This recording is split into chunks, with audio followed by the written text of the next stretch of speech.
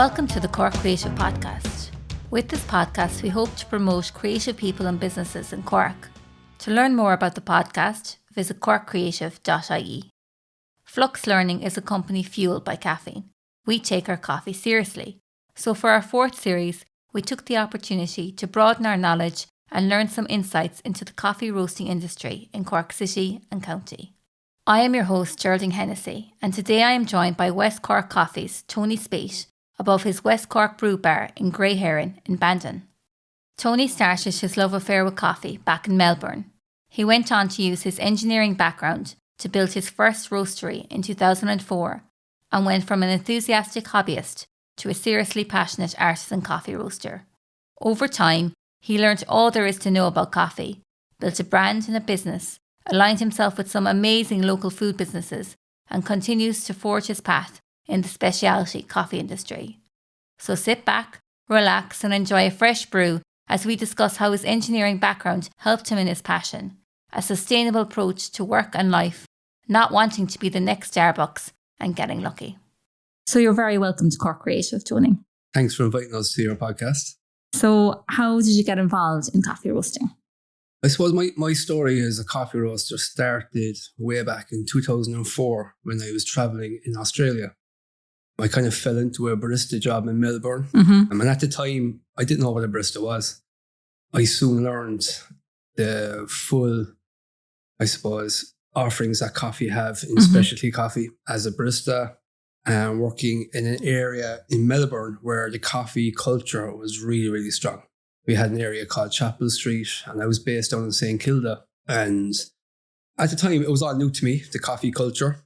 I became very, very interested in it, not just in the coffee itself, but the coffee roasting and the sourcing and everything involved with coffee. Now, when I came back to Ireland, I was just after doing my degree in electrical engineering. So I wanted to pursue my career in engineering, which I did. But I kept the interest in coffee alive as a hobby. The hobby became a kind of a passion where I studied and I developed my own roasting style by basically building my own roaster. So I started roasting as a hobby at home. So it became a hobby, and I was roasting at home, and I was roasting for family and friends. I was sourcing coffee from all over the world, delivered directly to my house. And the coffee scene in Ireland was slowly but surely coming alive. So it's hard to imagine, like 2004, 5, 6, there wasn't much happening in Cork in coffee. So I was kind of fine-tuning my skill and my craft while continuing my engineering career. It took a long time before I decided to take the plunge and make a business out of it. I kind of got lucky in a way where a good friend of mine, Diana Dodog, she won the first Irish MasterChef in 2014. And I mentioned to Diana that I roast coffee as a hobby, and would you like to try the coffee? Diana tried it. She loved it. I had to come up with a name for the business. At the time, there was no coffee roaster in West Cork, but we had every other produce. So I decided, why not have West Cork Coffee and put it alongside all the amazing produce that's produced and provided in West Cork. So if you can imagine, Diana won MasterChef. With the winnings, she opened the food truck down in Cork Sherry. She started using my coffee, and it created the momentum that you would want for any new product coming out. People asked the question, what's this coffee? I remember Diana was using a Mexican coffee that we had at the time that was quite unusual. There wasn't something like it in Cork at the time. And it gave the platform for the business to grow organically. And organically is important because we don't go banging on doors trying to sell the coffee. All our customers that came on board with us is word of mouth, recommendations, and people who've had the coffee before. So with the full-time job I had at the time, I had to balance it. I had to balance the roasting, balance building a new brand, a new product, and promoting it while continuing my full-time job. It took, suppose, that was 2014. It was 2018 before I made it my full-time career. So 4 years of building the brand. It doesn't happen overnight. I think most people who create any business or product takes time.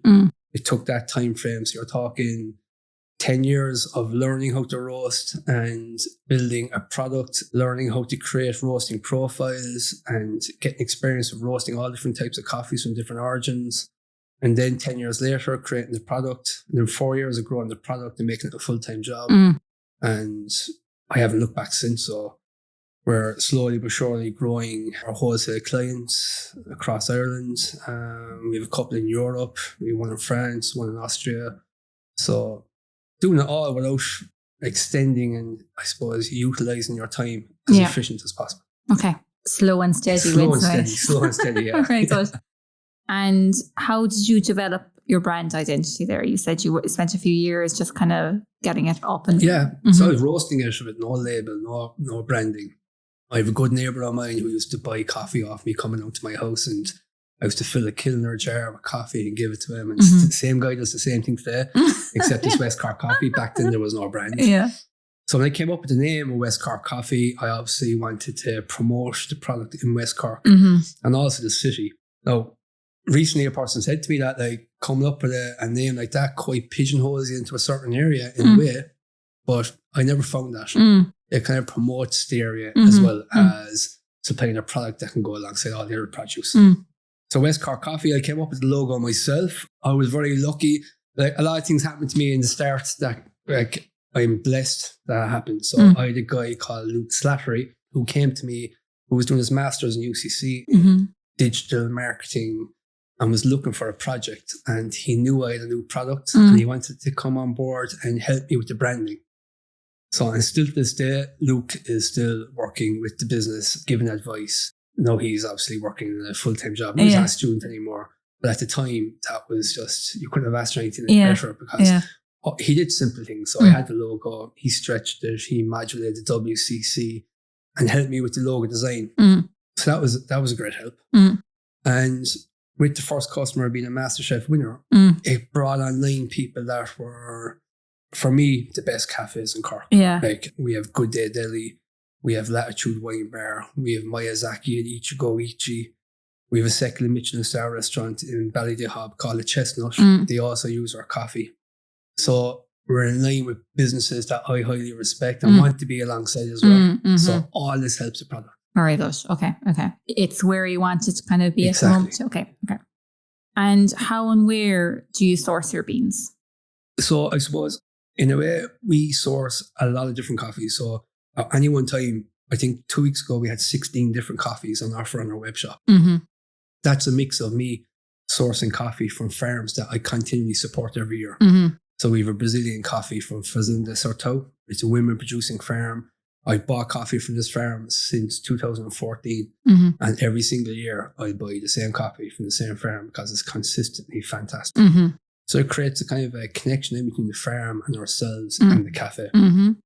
Outside of 2 or 3 coffees that we buy every year, I'm always looking for something different. We taste and cup coffees every Monday and Tuesday, 50, 60, 70 different coffees every week, looking for something that stands out. So I'm always looking for something different, and I want to provide the customer. So any cafe that comes online with us, they have a great choice of what they want to use in their cafe. So we'll go back to Chestnut and Ballydehob. It's a good example where every season they open up and they change their coffee with the season and with the menu.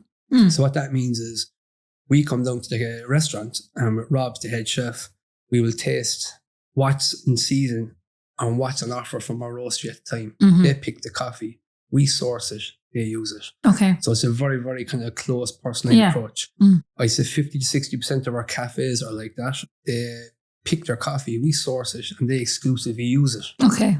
We don't do blends, so this is a kind of a variation of it. Like blends in a way in the coffee industry are fantastic. You can have a generic blend that goes across 20 different cafes.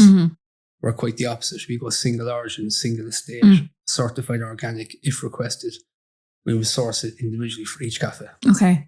It sounds quite labour intensive, isn't it? Very labour intensive, yeah. So you can imagine having 16 different coffees in inventory control. There's a lot of work involved in it. But I like it because I know exactly how much coffee I have for each customer. So Good Day Deli are using this, O'Neill's and Skibbereen are using that. You know exactly how much is needed and what's required for each period of the season. Like, so obviously it's summer now, so cafes are doing very well.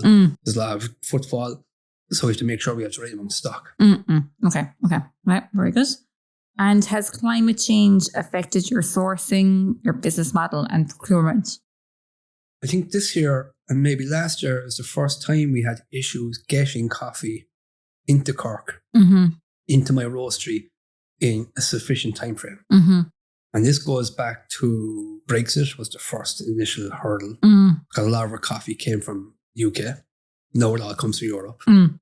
There's not one product comes into my roastery from the UK anymore. Gosh, so it went from like 90% UK to zero. The price of transport and containers and pallets has gone really, really high, which has put stress on the courier companies and the transport companies. So everything escalated. And the war in Ukraine as well is actually creating issues with fuel, and it's just a snowball effect. Yeah. And climate change. I think recently, we were sourcing a coffee from Costa Rica, and their farm had an early bloom on their coffee trees, which is resulting of high temperatures earlier in the season. I think 80% of their crops are lost because of it. Gosh. So it is a major issue for farms. It's a major issue for us as well, sourcing the right coffees.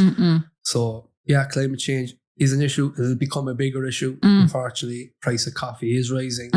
Sourcing green coffee is more expensive now. And all this will have to feed down the chain eventually. Yeah. Gosh. I know, it's not optimistic, but I'll just drink loads of coffee now. Okay. And how would you describe the flavour profile of your coffee and individual coffee varieties? Yeah, so our coffee is what I like to think is a medium to light roast.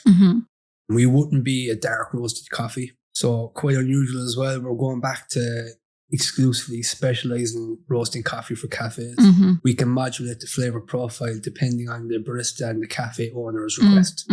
What that means, if they want more body in the coffee, we can modulate it. If they want that coffee to be lighter and fruitier, we just say they're using a certain coffee for filter, or for espresso tonics, which we're drinking now, or for batch.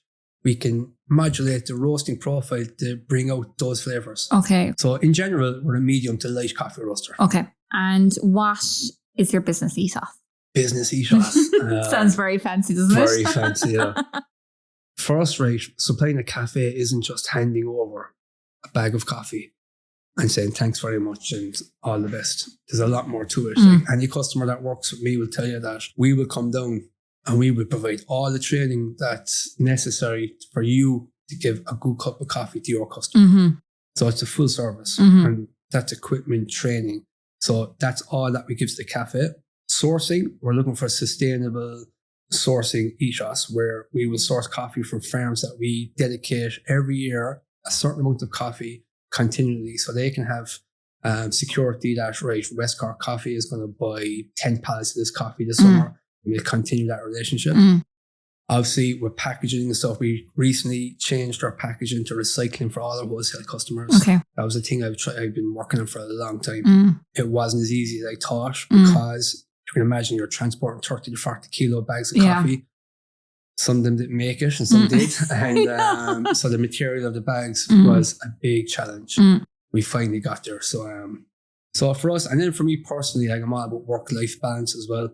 I have 4 young kids. I collect them every day from school. I like to be there for their activities in the afternoon. I don't want to stretch myself. So a sustainable approach to life as well, and to my work-life balance and to the business. And yeah, sustainable, I suppose, in all aspects. Yeah, sounds good. It's a challenge, but I'm trying. That's it. And has there been a change in the flavour profile of coffee over the years? And does that align with the way things have gone internationally? That's an interesting one. Like, has there been a change in my coffee? I don't think there has been. I haven't changed how I roast it. But we will get customers who will come to us, and a potential customer who's using a certain coffee that might be a dark roasted coffee that customers are familiar with. They're reluctant to move to something that's medium to light. That's understandable. But we also won't change our coffee to roast for that style. It's a catch-22. You lose customers and you gain customers. The market out there for specialty coffee is still small. We're a small sector of the coffee industry, to be honest. Like, I was speaking to a farm there recently that we sourced from in Colombia. And the farm owner was saying 10% of his coffee goes to specialty, 90% goes to commodity. That goes to show like that we're a small industry. But I've always said since day one, we need to innovate rather than replicate. So we're never going, like for me as a business, I'm never going to be a Starbucks. Mm-hmm. I'm never going to be a big supplier of coffee. Mm-hmm. I'll always be small. So why not focus on the strengths that you have? Yeah. So for us, our business model still stays the same. Sourcing specialty, high grade coffee. Yeah, so the flavor of my coffee hasn't changed. Okay. Out there in the industry, it is probably changing depending on sourcing and cafe. You do your own thing. Okay, perfect. Okay. We were just saying that there are many now, I suppose, coffee roasting companies out there. How would you describe the market? Is it collaborative or competitive? Or if we go back to 2014, when I produced my first bag of coffee from West Cork Coffee, there wasn't many of us, especially in Cork. There has been a few additional roastery companies come on board, and they've all come on board from a community where we are collaborative. Like there's a Cork Coffee community where we all know each other very well. We come together for tasting events, competitions, last year. The product itself, there is multiple coffee roasters out there at the moment. It is very collaborative. Like I often meet roasters from other companies out and about, and we have a chat, and we've all got the same issues. Yeah. We've all got the same problems. It's very funny. Like I go back to a funny story actually, and I give a shout out to Mark Kingston. He's a roaster for Golden Bee. Okay. And he's based on Ballymaloo. And when the enterprise board came on board to support me with my priming grant, which is to get my roastery up and running, my biggest problem was finding a landlord that would install a roastery. Yeah. And I remember that when I eventually got my roastery, my landlord said, could he see a working roastery? And Mark, in fairness to him, brought us down and showcased his roastery to my landlord. And we roast in the same machine. So Mark has the same machine as me. So that's the thing he didn't have to do. Yeah. But very appreciative still to this day. Yeah. And the Cork industry is collaborative. Good. Okay. And have trends like cold brews affected your approach to roasting? No. That's a simple one. A simple one. No, not really. Like we do cold brews. We like in my own place in the Grey Heron, we have a coffee shop called the WCC Brew Bar. And it's almost like an experimental kind of cafe for me. So I can try new things. So we do cold brew, we do batch, we do espresso tonics. Doesn't affect the roasting, but I was explaining to you earlier, actually, it's all about matching the right coffee with the beverage. So if we're making an espresso tonic, I like a high altitude, sweet Ethiopian coffee or an African coffee. If you use a South American or a Central American coffee washed with that, it may not taste as good. So that's all we're matching it. Yeah. It doesn't affect the roasting. It's just being knowledgeable on how to match the coffee with the beverage. Okay. And do you find your sales are affected by seasonal factors? For example, has the recent good weather impacted you? And do customers favour lighter flavour profiles in summer? They do. So iced coffees are very popular. Espresso tonics are very popular. And gorgeous. Yeah. So we put them on the menu actually in our cafe this week, and they've gone down a hit because not a lot of people have them. Iced coffees, they're very popular for a certain demographic. Yeah. Kind of like the younger generation. It's cool. It's cool, yeah. It's cool to walk around with an iced coffee, you know? Yeah. I would never turn my nose up to anybody that drinks iced coffee. It works in the right temperatures in the summer. I like it when it's really hot. Just reminds me of America, like every time. Jesus, I think of America, but anyway. A friend of mine there says, how do you drink your coffee cold? Like, so it's different strokes for different folks. Yeah. There's a place for it, and summertime is the time for it. You wouldn't be getting a nice coffee in December. Because I try to limit myself to 1 cup of coffee a day, but it's harder, I find, in the summer. But like this espresso tonic, it's just, hit the spot now nicely for me. It works. Exactly, yeah. And if you would have to pick your favourite coffee, what would it be and why? Ooh, favourite coffee. It's like picking your favourite child, isn't it? Yeah. Like going back to seasonal approaches again, like I kind of change my coffee drinking depending on the time of year. I'm really interested in the coffee at the moment. It's an anaerobic natural. It's a process that they use at the farm level that replicates wine production. So if you've ever had an anaerobic natural wine, it's the same process that the farmer does with the coffee cherries. It modulates the flavour of the coffee dramatically. It makes it sweeter. I'm really interested in that kind of style of production from the farm level.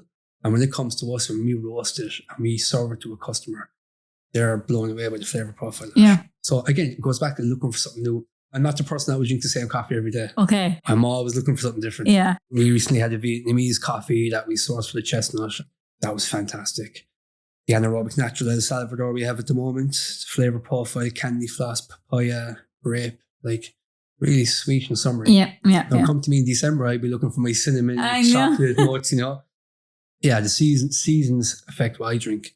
There's not really one standout coffee. Like I'm really, really pushing for looking for new coffees that I can experiment with and play with. So always moving forward, basically. And do you ever get sick of coffee? No.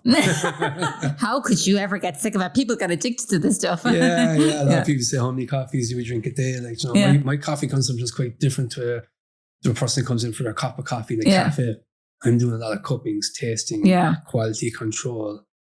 I probably sit down for one cup of coffee a day where it's like a book or a newspaper and I'm relaxing. Most of the day it's quality control, training, all that kind of stuff. So you get to enjoy one cup a day and the rest you are work. 1 cup a day without the kids and read the newspaper and relaxing, you know. Yeah. The rest is work related. Yeah. And you also run some workshops. Can you tell us a little about what's involved in them? Yeah, so the workshops was a concept I was looking to develop for a long time. So I'm big into education, I'm big into training, I'm big into promoting specialty coffee, not just West Cork coffee, but promoting the sector, like the specialty industry. And we hosted workshops in our roastery for a few years, but I was looking for an external location where I could do it in an environment where it was more catered for training, right? So there was a gift, an art gallery in Bandon called Grey Heron, and I knew Dave and Philip very well, and those guys were always interested in having a coffee option in their gift shop. So this place is a gift shop, it's an art gallery, it promotes all local artists, plenty of space as well. So I had this vision of a bar, so replicating, I suppose, like a pub where people sit around the counter and you can discuss coffee. And we developed a little over a year and a half ago, just after COVID, the workshop facility in the Grey Heron, and we called it WCC Brew Bar. So we run workshops every Sunday morning. Okay. The workshops are 3 to 4 hours long. We do roasting workshops, barista workshops, and our most popular is home brewing workshop. Okay. So if you can imagine during COVID, a lot of people bought Sage machines. Yeah. They bought espresso machines. A lot of people are working from home now. But a lot of people don't have the knowledge on how to use these machines. Yeah. So this workshop was fantastic, teaching people and showcasing how the coffee can be utilised to its best, I suppose, its 100% capacity of using the bean in the right way. Yeah. Unfortunately, it's not as easy as grinding the coffee and pressing the button, which a lot of people think. Yeah. So those workshops became very, very popular. We host them here every Sunday morning. We've taken a break now for the summer season just because the roastery is very busy. The cafe is quite busy. So we're going to relaunch them in September with individual booking slots. So you can go into the website and book your exact time and slot. Oh, great. Yeah. So they're very popular. It's a good idea, actually, as a present. I'm already thinking of people. That's a great idea for someone who, you know, if it's someone who is difficult to buy for, that's a kind of cool present. It's funny, like I'd say a lot of people do buy them as presents. Yeah. They're sending husbands or wives or daughters. We've had hen parties do it. Oh, cool. Yeah. We've had hen parties come and do it. They do it the morning before they go and party in the afternoon. It's good fun, you know. That's a good idea, actually. Yeah. Great. The first hour we do sensory analysis. So we taste and we explain why coffee tastes different, why origins taste different, and why processes taste different. The second hour is filter brewing. So AirPress, Chemex, V60, all different ways of making coffee at home. And then the last hour is barista training, where we do milk texturing, espresso extraction, and latte art, which I think is funny. People just want to do latte art. They're just waiting for that moment to do the love heart or the tulip on your milk. And we train you in that as well. And we have a competition at the end of the best one. So it's very fun. Yeah. Good, So with the WCC Brew Bar, I love it because I can use it as an experimental area for my coffees. I can use it for training. It's open every day. except Sundays, actually. Every day except Sundays. And people can come in and get a coffee menu. We do 2 different coffees in espresso. We do a filter menu. And now we're introducing a coffee cocktail menu. So cool. Quite cool, yeah. Yeah. Very good. The US comedian Dennis Leary derided the shift away from coffee-flavoured coffee. Is adding a syrup or flavouring to your coffee akin to adding a mixer to a top shelf whiskey? I saw that question, yeah, and I think it's a good one. I first started, when I opened up here first, I had no syrups. Oh, yeah. Right?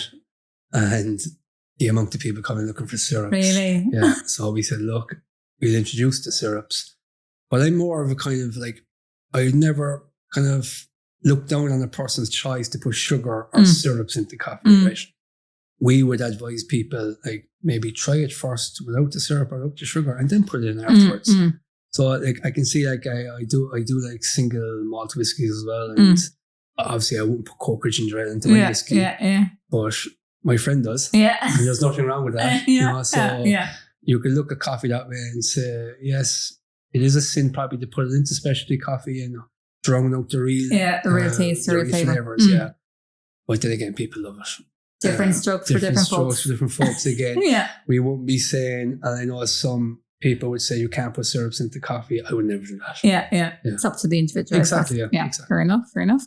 So thank you, Tony, for joining us today on the Cork Creative Podcast. If you'd like to learn more about West Cork Coffee, you can find links to the website and social media on corkcreative.ie.